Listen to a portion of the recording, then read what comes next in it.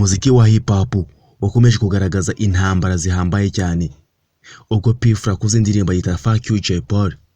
Aha yifatiye ku Kano Jay Polly bivuga ko bashobora kuzarwana cyangwa se hakazamo n'ibindi bijyanye no kwicana.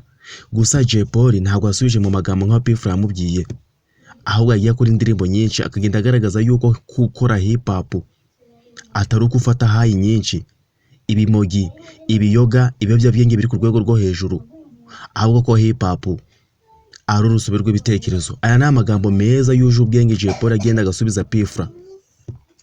Gusa byababaje umuraperi P Fla byatumye akora n'indi ndirimbo y'igitangaza abika Jay Polly avuga ko yapfuye. Ibintu byatangaje abanyarwanda benshi bakareba koko niba Jay Polly yarapfuye nubwo yaje gupfa nyuma yaho hashize imyaka myinshi. Gusa P Fla yegeze gukora indirimbo ari kumwe n'umugore Poeta bavuga ko Jay Polly yapfuye.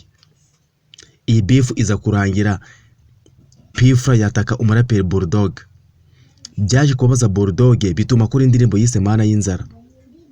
Mana y'inzara Buda yakoresheje amagambo mabi cyane ndetse akakaye ku muraperi P Fla, aho yamwise Sujipe, amwita Sumbirigi, Papa Swing, Mafia Shit. Arongera amubwira ko nta mubiri agira, ari uruzingo, uruhu rwe ari imifupa, imyenda yambara ihinduka amaribaya. Iyi ni indirimbo yakoze cyane ituma Bulldog ararakara.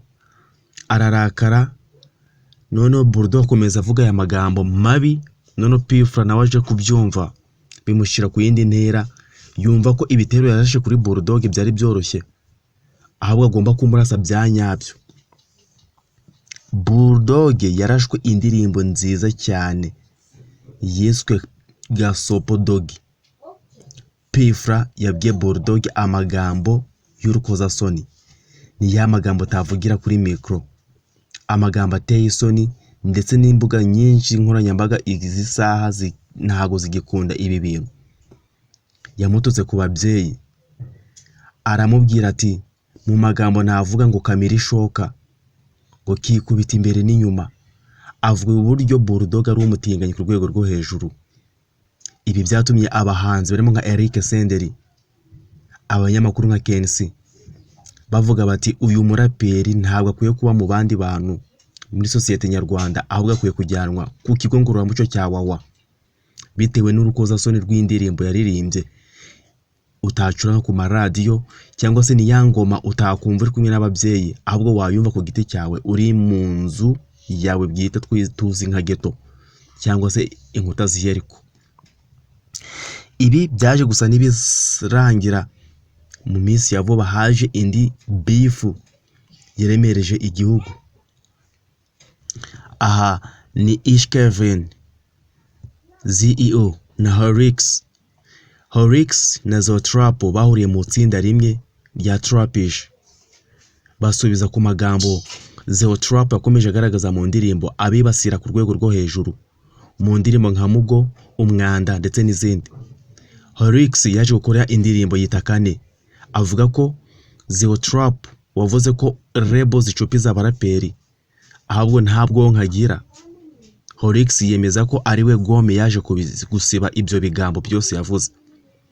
Zeo byaramubabaje, akora indirimbo ya Kasamutwe arabibasira ku rwego rwo hejuru. Horix ahise akora indirimbo yitwa François avugamo ijambo ribi cyane yibasira mama wa CEO.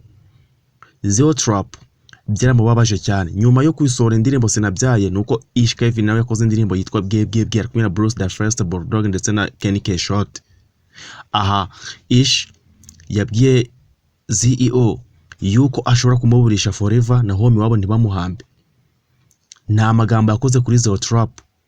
CEO akora indirimbo yita Sinabyaye itangizwa n'amagambo ya Rocky Kimomo avuga ko atamenyerwa, ahubwo iyo umubabaje we ahitamo kukubabaza birenze. Yarabibasiye cyane, atuka ababyeyi baba bahanzi ndetse anabashinja n'ubutinganyi ku rwego rwo hejuru. Iyi ni indirimbo yagendeye ku mirongo bagiye bamurasa, ayihera ku ruhande na yagenda yinonosora arayanariza, ubundi bakora indirimbo yitwa Sinabyaye irangira yiyise Ihene y'agasozi, ndetse avuga ko n'abafana bahukanye baba bahanze nabo azabacyura. nabo bafite azaba bamaraho bagasigara ari ibinege ku bafana cyangwa se barabaye imfubyi z'abafana.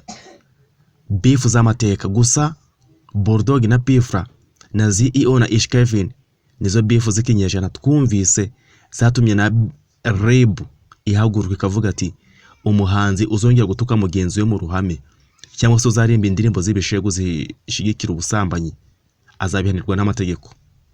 Ciao ciao, hani kuri Hot World Entertainment.